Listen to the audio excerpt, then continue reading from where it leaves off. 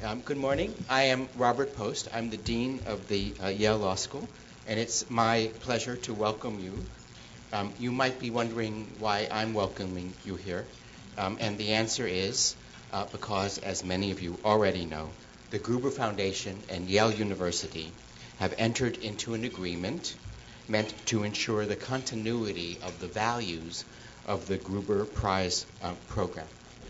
We at Yale Law School in particular are so pleased to be carrying forward the Foundation's commitment to justice and to, of particular relevance this morning, to the cause of women's rights. We shall do so, however, not through the awarding of prizes, but through educational programming, through seminars, through lectures, through fellowships.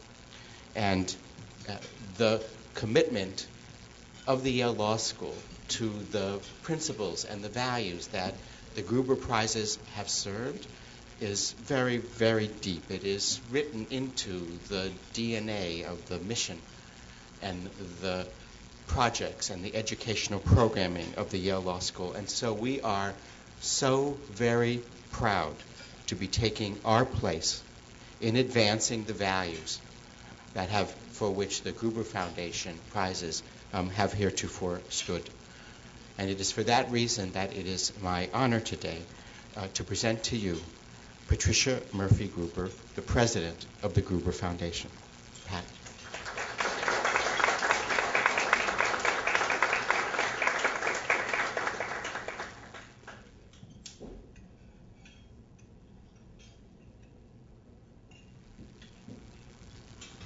Good morning, and thank you, Dean Post, for those very warm words. Welcome to the presentation of the 9th and final Women's Rights Prize, honoring courageous individuals and groups who have made significant contributions to human rights that advance the rights of women and girls around the world. Thank you to everyone who's joined us today to celebrate the achievements of AVEGA Agahozo. We have many distinguished guests with us, but I would like to offer a special welcome to the Governor of the United States Virgin Islands, Governor and First Lady John and Cecile DeYoung.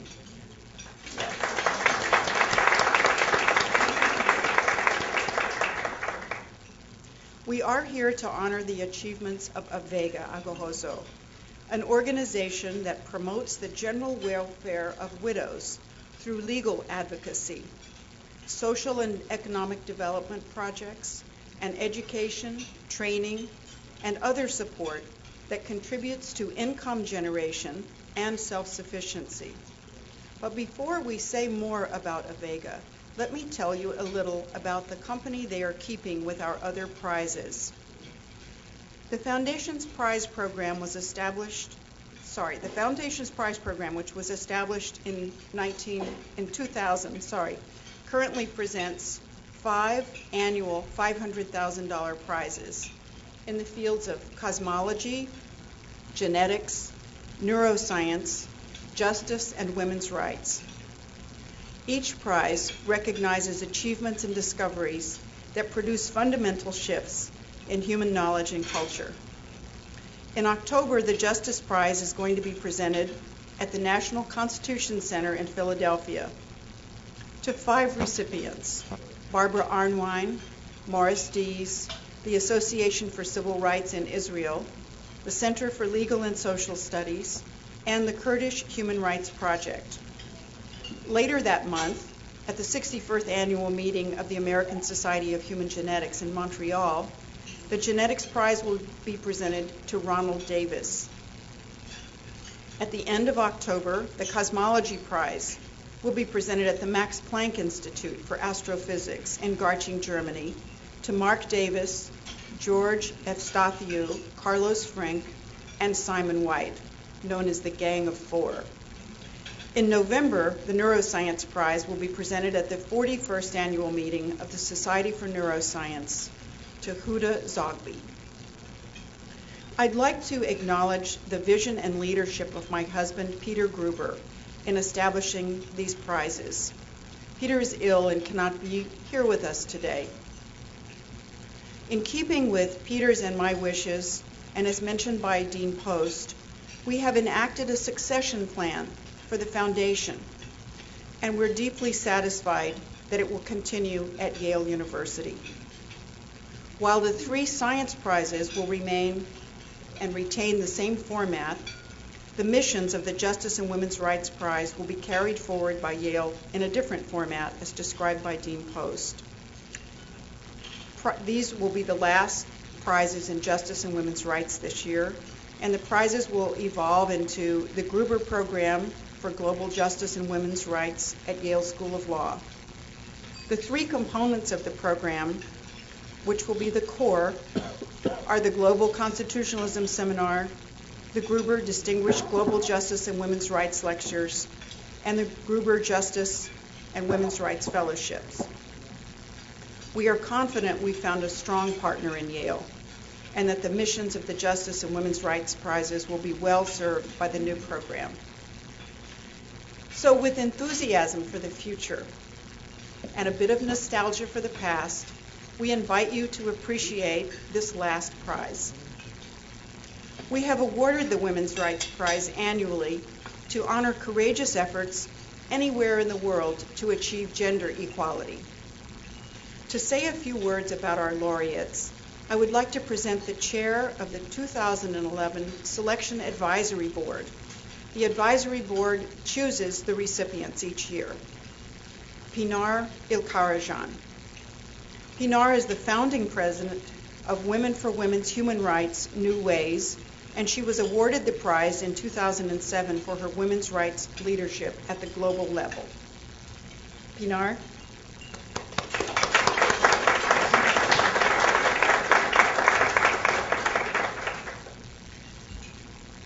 Thank you, Pat. Good morning, ladies and gentlemen. As Pat has said, the 2 organizations I have initiated, Women for Women's Human Rights in Turkey and the Coalition for Sexual and Bodily Rights in Muslim Societies, a network of 45 organizations working on sexual and bodily rights in the Middle East, North Africa, South and Southeast Asia, received the award in 2007.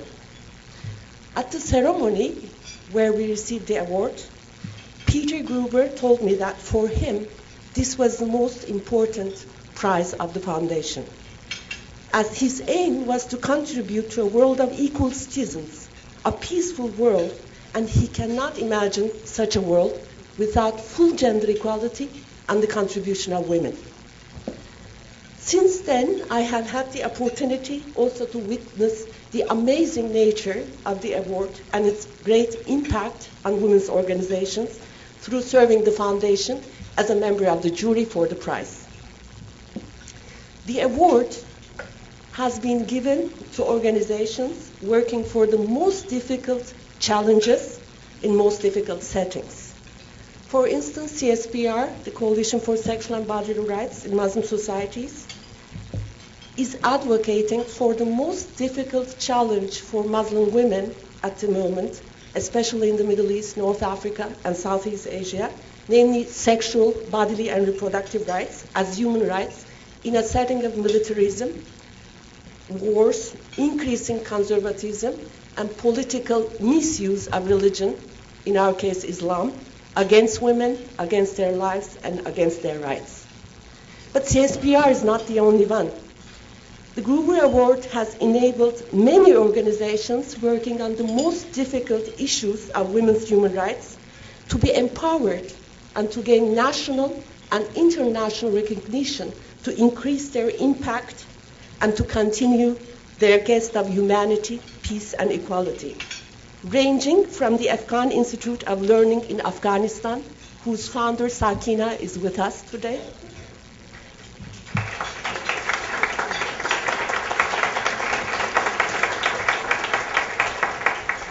to Yanar Muhammad for her work with the Organization of Women's Freedom in Iraq in the most difficult times Iraq was going through, from Leima Gubowi for her work with the Women in Peacebuilding Network of Liberia, to Claudem, a network of women's organizations working in Latin America for women's human rights, including on sexual and reproductive rights. Ladies and gentlemen, Peter's words, which reflected the richness of the inspiration behind this prize, and Patricia's amazing dedication to justice and humanity, which I had a chance to witness also during the 4 years that I served the jury for the prize, were in fact the real honor and joy for me in receiving this award. I thank once more Peter and Patricia and the wonderful staff of the foundation for their great work. I'm honored to be here with you at another historical moment where AVEGA is receiving the award for their miraculous work they have done in Rwanda, through their mere dedication to justice, women's equality, and humanity. And I'm very honored that to be here with you, where the award will be given to AVEGA for the last time in its present form. But I'm sure the Yale program will continue to contribute to international women's rights in a great manner. Thank you. And now to the presentation of this year's prize. A distinguished panel of international advisors has guided the selection, as always, of this year's recipients. The members are Sakiko Fukuda-Parr, who is here with us today, Françoise Girard, also here and who will lead the panel discussion, Pinar Ilkarajan, from whom you just heard, Aqua Kwenihe, who is also here with us today, Cecilia Medina Quiroga, who is not able to be present, Tandabantu Nalapo, who is not able to be present, and Sakina Yakubi, who is here with us today. Peter and I deeply appreciate the knowledge, the enthusiasm, and the judging ability that these advisors bring to this prize. The advisors really are the soul of the prize, and it is on their shoulders that the integrity of these prizes rests. Before we asked the recipients to step forward, I'd like to invite a member of the advisory board to read the official prize citation and to say a few words about the recipient. Sakina Yakubi, co-founder and president of the Afghan Institute of Learning and a 2004 laureate of the Women's Rights Prize, will speak. Thank you.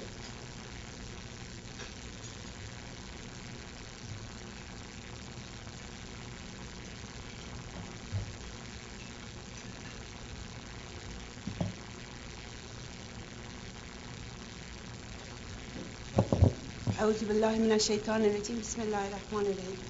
The official citation to the prize reads: The Peter and Patricia Gruber Foundation proudly presents the 2011 Women's Rights Prize to AVEGA Agahozo, an association of genocide's widow in Rwanda, which has through strategies of advocacy, legal aid, healthcare, housing, trauma counseling, and income generation, restored the dignity of thousands of women survivors. AVEGA, founded by 50 genocide survivors in 1995, has fought successfully for legal reforms, raising the penalties for rape and sexual violence, and enabling widows to inherit their husband's property. They have counseled survivors to testify against genocides in traditional courts, achieving perhaps their greatest victory when the International Criminal Tribunal for Rwanda made the historic ruling that rape was an act of genocide. Ladies and gentlemen, first of all, I am honored and I am thankful to be here, and I really appreciate Patricia and Peter Gruber Foundation to allow me to say a few words about this wonderful organization. I believe that these women has done a fantastic work. They are courageous, they are talented, they are working in an environment that they see death every day, they see crime every day, they see violence against civilians every day.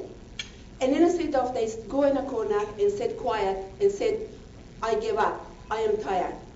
But tirelessly, they are working day to day to try to make a peaceful environment and try to just be justice.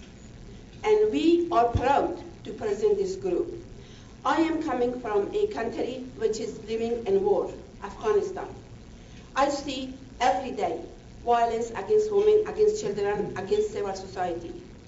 I see my environment, the same situation as they see. And I know how hard is it for this wonderful organization to act so faithfully.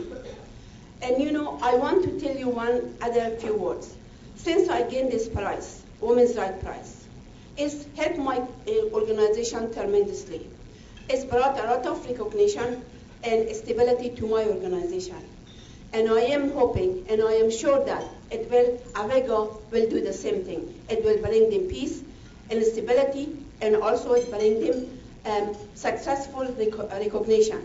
And I wish them good luck. Thank you very much.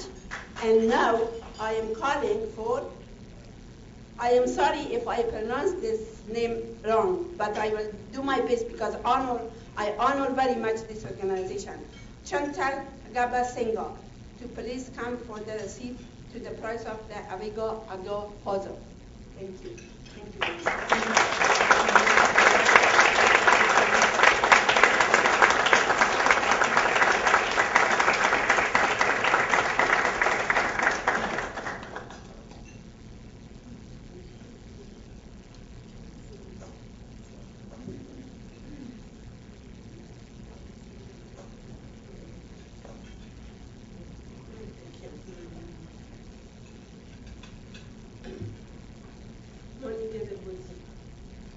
Ladies and gentlemen, it's my honor and privilege to be part of this presentation of 9th and final Women's Rights Prize. We are proud to be the main concern in this prize presentation, and allow me to say that we cannot find right words to express how this prize from the Gruber Foundation has encouraged us to make much more efforts in serving our beneficiaries and the anti-Rwanda community. This prize is evidence that our work, 17 years after its creation, is not even the dream we had when AVEGA was created in unfolding before our eyes. We are indebted to the Gruber Foundation for their vigilant aid on the charitable work around the world. We promise that we will not disappoint you or disregard all your efforts made to make possible these events. You all, and we are thankful to the government of Rwanda for their concern about our progress, and AVEGA members for their commitment and positive truth that everything is possible. What can we say about our partners? Without their support in a way or another, nothing could have been achieved. Ladies and gentlemen, dear participants, thank you very much, and may God bless you richly.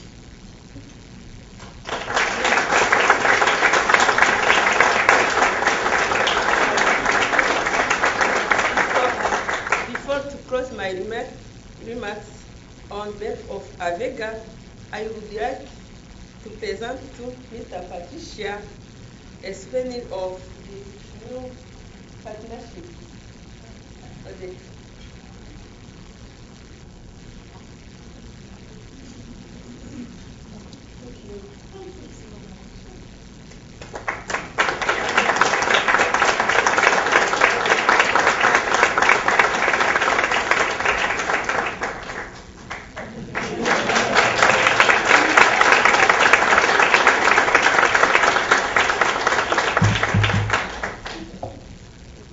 Thank you, and congratulations to our 2011 recipient, AVEGA.